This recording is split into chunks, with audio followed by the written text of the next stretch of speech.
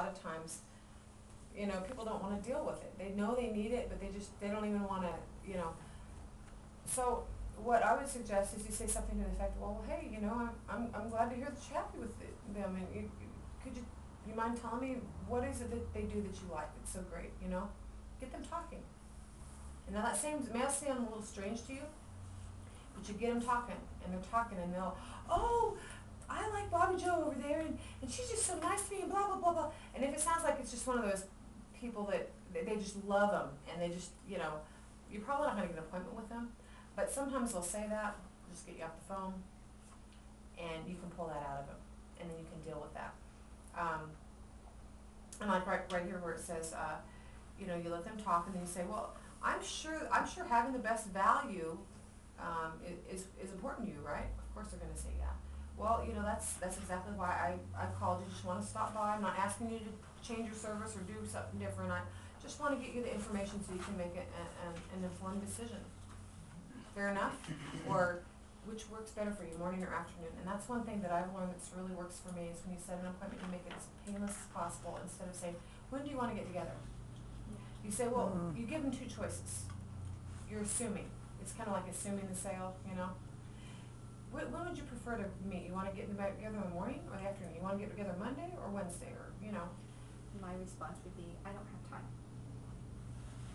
Well, you say, well, you go back up to your, I'm too busy. And you say, well, I totally understand you're really busy. It's a real busy time of year. Most people we work with are busy like you. That's why we just take about 15, 20 minutes of your time, show you how we can add to what you have right now, or whatever the service is, how we can do, and then you put your benefit in there. How She just did that to me this evening. She did that to you? Yeah, she says, I'm too busy now. Wait, and then, wait until August.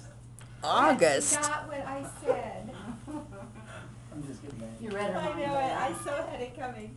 And another thing you could say is, you agree with them when they make it, they object. You say, well, you know, I understand that, and that's that's a really good question, or, you know, I can totally see that you're really busy. Most people I work with are really busy too. Blah, blah, blah, blah, you know. I don't mean to interrupt, but my response to that, if I had asked that question and they had said, well, I'm just too busy, I'd say, well, do you have breakfast at your desk, or do you have it before you get there? What time in the morning can I meet you? I'll buy the coffee. It's really good. Who wants to pass a free cup of coffee or free breakfast? I don't drink coffee. Me either. Or tea. Tea has to. Well, and there was a lady at a networking group that I visited in Greeley, and she stands up, she goes, you guys, give me your card, I'll buy you breakfast, and all I ask is for 5 minutes to talk to you about your financial planning or whatever. And I thought, that was a pretty good idea. She's not going to give her the business card and the lady heading it up, she says, gosh, I think you could take about 15 minutes, you're buying them breakfast. And so I thought that was a pretty good idea, And one thing too is just bouncing ideas off each other, because I have some really good ideas, but so do you. I mean, you guys have been in the business, you're in a different industry, every single industry is different. And just getting together and just kind of brainstorming, you can really she's really helped me out too. She's amazing. She's got, Turn the camera turn the camera around. and show how amazing she is. That she is. And No. That's why I have the camera. That's what I tell my granddaughter. I'm gonna say a couple more things. I'm gonna run because Yes, it is. Yeah, you're going to get But divorced. I'm gonna We're do already it. divorced. I'm not No. divorced yet. Oh. That's another story. Oh, okay. Oh, sorry. We're separated, so anyway. But anyway, two big pitfalls, or three I want to go over real quick, is no planning or preparation, being inconsistent and having a negative attitude. You've got to plan. You've got to plan your week. If you the old saying, if you fail to plan, you plan to fail. And that's so true. And the busier you get, the less things are going to get done. You're going to be pulling your hair out like I am right now, because I have to get a system together. You just sit down and say, hey, these are Monday, Wednesday, Friday from 9 to 10. I'm going to make my calls or whatever. And Tuesday and Thursday, all day, I'm gonna set my appointments, and just set your schedule out every week. But you wanna schedule when you're gonna make your calls, because most people don't wanna do it. And if you don't schedule it, you probably never do it. You know? You say, oh, I'll get to it when I get to it. It'll never happen. So planning is really important, and plan on what you're gonna say. You know, have in front of you your responses to your objections that you're gonna get when you're setting an appointment, and a script or something that you're gonna say. Don't just fly out the seat of your pants. I'm just gonna say what's on my mind, because, you know, sometimes the way they respond to you, or you might get nervous, or, you know, and I mean, I've been on the phone, I've talked to billions of people, but sometimes all of a sudden I'll just get nervous or something hits me, you know, and then it sounds unprofessional, and then you lose it, you know. So be prepared, kind of just like a basic script, real quick and short and sweet, get to the point immediately, because you only have a few seconds to get their attention. And being inconsistent. Most salespeople will do what we know what we're supposed to do, and we'll do it at first, but then you know, maybe we'll hit a wall, or maybe we're doing great, and we say, hey, I'm doing pretty good. I'm just gonna, you know, kind of sit back, and then it really kicks you in the pants, so to speak, later on down the road, because you don't have your parking lot filled out, and all these people that you're talking to. And then you have a bad month. It may not be right now, but next month down the road, you're wondering why you're not making it.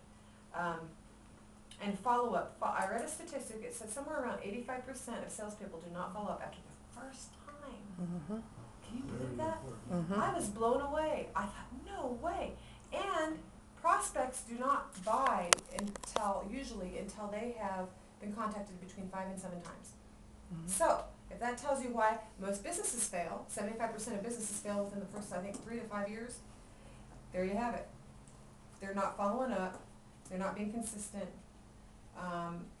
and they're not contacting enough. I mean, you know, and I'll tell you a really quick story. There's a guy that I was talking to with Aflac. He's the regional sales coordinator, very bright guy.